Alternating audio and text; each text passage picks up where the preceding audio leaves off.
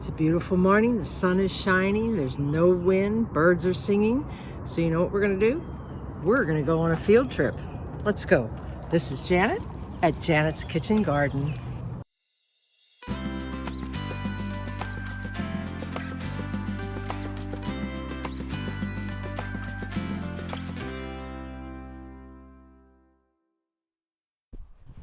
Hi, Janet's Kitchen Garden, and today we're on our first field trip. Woo! And we are out at Cactus Ridge Farm with our friend Brieux Turner, and this is the sign for the farm. And Brieux, tell me about this. What is going on here? My mom was an artist and taught me how to use recycled materials to make art out of, or make what we call Texas yard art. So this was all scrap wood that a neighbor gifted me, and with bottle caps and a baling wire, barn tin, beer bottles that I drink. This became our signs creation for the farm. And so with bottle caps, we put the caps together and spelled Cactus Ridge Farm. And so this is the entrance when you come up to the house. Okay, you got to tell me about this. Going up to the mailbox one day, which is about a half mile from our house, neighbors have their tailgates down, and whatever they seem to lose on their tailgate winds up on the road. And so one day we went to the mailbox and found a pair of real handcuffs. So they became part of the sculpture, and that's how the sculpture is always kind of changing. One other little kind of fun thing, my neighbor's a plumber, dropped a piece of faucet. Oh. So we added the faucet to the sculpture as well. So, we found a padlock on the ground one day, so we put the padlock on it. Neighbor gifted me some horseshoes.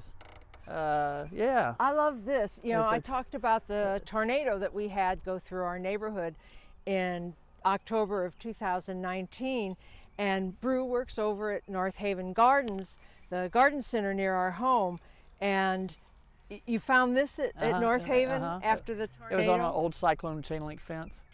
Yeah, yeah. And so he incorporated that in with his piece of artwork. Yeah. So I just think, I think it's beautiful. I really do. I'm a huge proponent of don't throw it away, use it for something, repurpose it.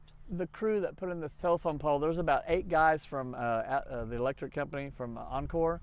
And when they came out here to put this, the guy, of course, this was close to the install, and the guys were looking at me like, I don't know what the hell it is, but I like it.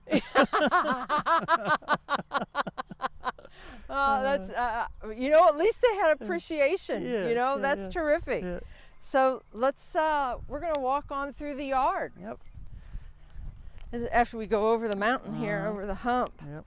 Now, what is this? This is a mossy bur oak. It's out of all the oaks that we grow here in Texas, this has the most furrowed bark. It resists borer beetle damage because the insects can't get through it. It's the largest of the leaf oak families, and it has a nice rounded edged leaf. It makes all the acorns that an oak tree grows, these are your mammoth-sized acorns. Now, can you grind the acorns for meal? Not necessarily. Not this one? Not this one. Not this one. Yeah. It's really interesting bark. The squirrels, when they find these, I never have acorns on the ground because they love them so much, they take them off to the timberline and they hide them for the wintertime. Yeah. So, so come on, we're going to go back towards the backyard and the garden. Wonderful raised little beds. Now, what do you make your raised beds out of? This is this is actually fallen redwood from the California redwood forest. The National Parks Department, when these fall, it's a lot of lumber to clear. So what they do is they call local lumber people out of California to come and pick up the lumber, and they barter with them how much it's worth, and so they make fences with them. They make all sorts of whatever you can make redwood out of. So this one company that we found in California was trying to sell it to people that lived in the Hollywood Hills as a fence, but it was almost $100 a square foot.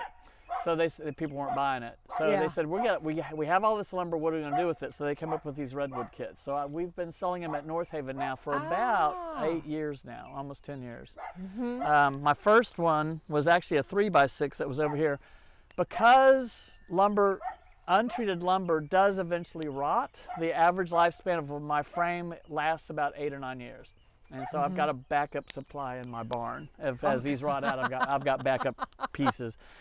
So now tell me, now what do you do for your soil mixture? Do you mix your own soil?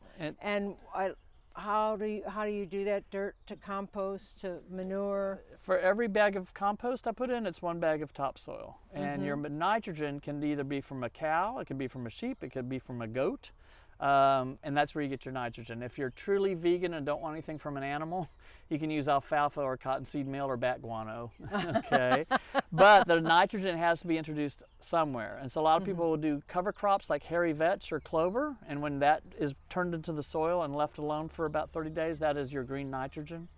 For big farmers and they don't garden in the bed all year round, that's why you do cover crops. Right. My garden here always has something in it. So. Now, have you ever used mushroom compost?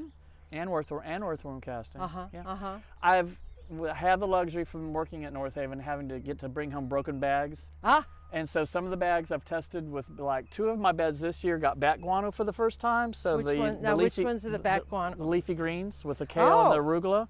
That's the result of a bat guano infused bed. My base layer of the soil is always compost topsoil, and then I rotate my nitrogen input with either cottonseed meal, bat guano, earthworm casting, or lucky me, Levi gives me free poop. So Levi's his horse. Is my horse, which we can meet later. But all fecal matter has worms in it, so you have to let it compost for at least 90 days. Yeah. Then when it breaks down, then we can use it. Yep.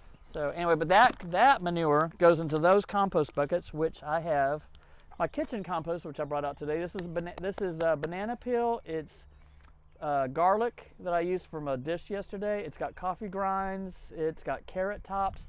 That's going to go in this bucket here. There's my nitrogen. That's your green nitrogen that comes out of your kitchen every day. Then your compost has to be neutralized with 2 to 3 parts carbon. So the leaves from all of our trees actually go in this bucket. I get a big handful of carbon. There's my leaves. I get my little kid's shovel that is the best thing for breaking up your compost. North Haven carries those. I have one. Yep. Mine's blue though. Yep. This is then pushed on top of the green stuff. If I didn't do this, we'd have flies and maggots in here. So that neutralizes that. That stays that like that. I keep every day I come out here, I chop.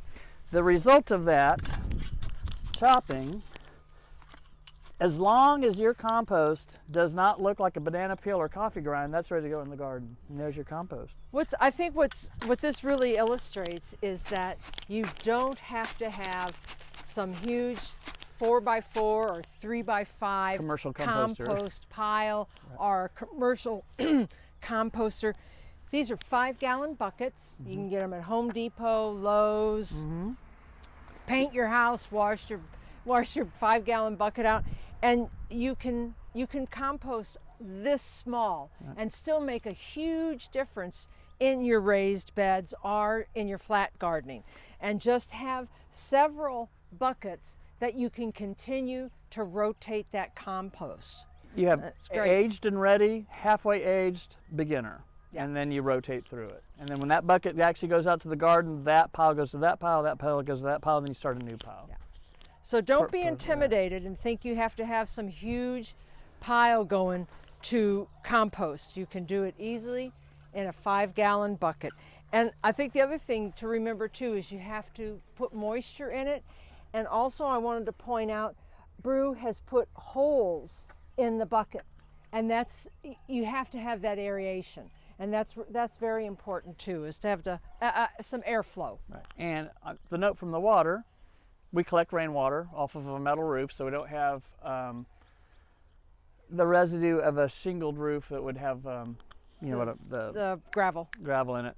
So we have clean rainwater. I use the rainwater then for I wash out now my kitchen composter bucket, pour water in my compost thing. I've added my water, and the cycle starts all over again.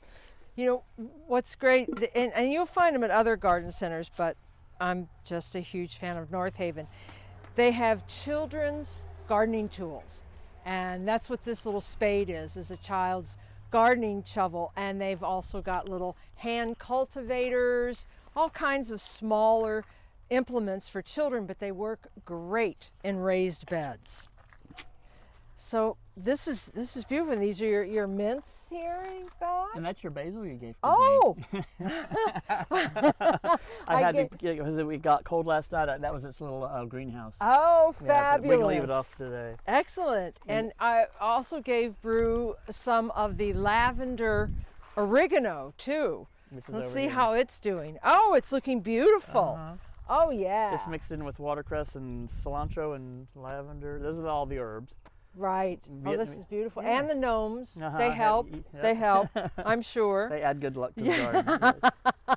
This is great. And this is Italian parsley? Cilantro. That's the cilantro. Italian's over here. Oh. Curls over there. They look so much alike. Yes. They really do. Dill. We have orange thyme, orange thyme and tangerine thyme. Oh, now tangerine I've never grown. Yeah. Now I just planted orange thyme. I got from a company out of California called Medicinal Seeds. Have you ever heard of them?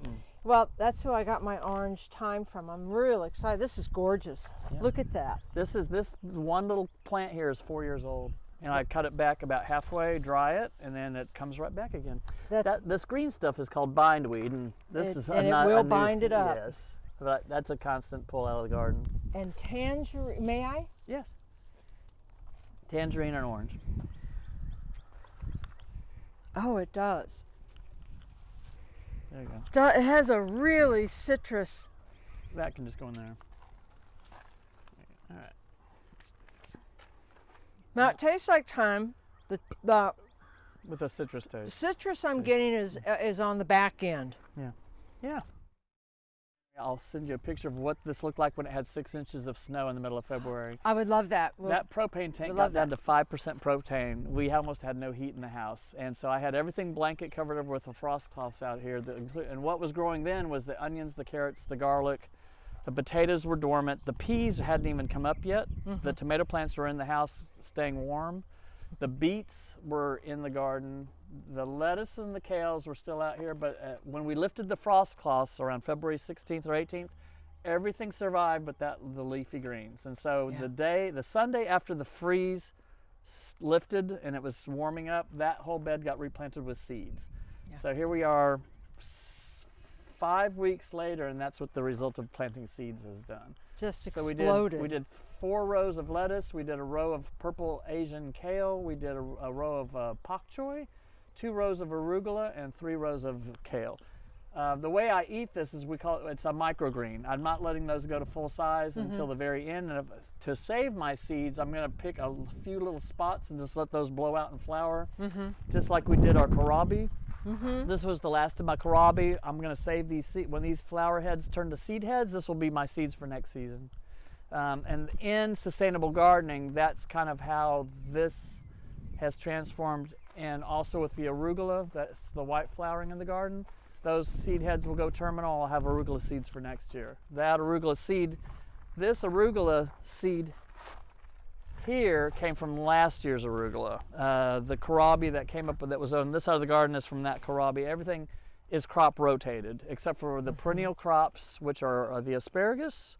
That bed never changes, but all these other beds do change. I think with Brieux talking about saving the seed, what's really important here is that don't buy hybridized seeds because you're not going to get the same thing you planted. That's why it's really important to support seed savers, our Baker Creek rare seeds that deal in the heirloom varieties of every vegetable and flower imaginable. So that's an important thing to do. To remember is if you want to collect seed, buy an heirloom to start with.